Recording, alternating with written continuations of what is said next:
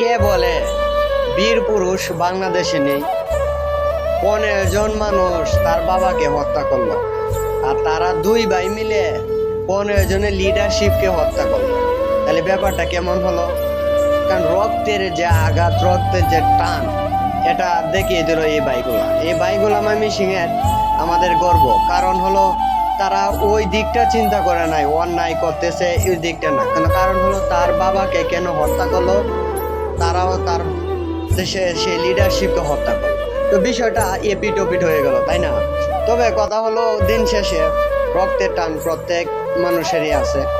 কারণ নিজের উপর হাত পড়লে কিংবা ঝগড়া জাতি এগুলা হইলে আমাদের ময়মনসিংহে এটা উপরান্ত বিষয়, এটা হলো বিশাল আকার ধারণ করতেছে। কারণ হলে এই জিনিসটা আমাদের এলাকায় প্রতিনিয়তই হইতেছে। তবে একটা জিনিস আমি উপলব্ধি করতে পারছি যে এগুলা করাটা যেমন ঠিক কিংবা ঠিকও না। কারণ একটা কথা জানিয়ে রাখেন, উপরে ফলে ছাড়া যাবে না, আর না হয় এর থেকে এড়িয়ে চলাটাই ভালো। কারণ তার উপরে পড়ছে বিদায় আজকে সে এই প্রয়োগটা করছে, না হয় এই প্রয়োগটা করতো না।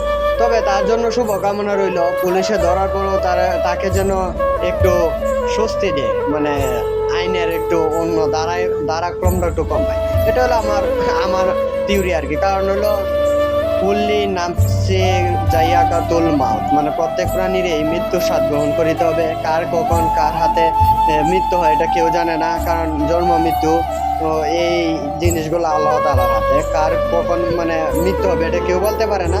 তবে ওই জিনিসটা জানা দরকার যে যে কোনো কারণে যে কোনোভাবে হবে, এটা মৃত্যুর সময় মৃত্যুই হবে। তবে এটা বাস্তবতা মেনে নিতে হবে। তবে অন্যায়কে প্রশ্রয় দেওয়া যাবে না।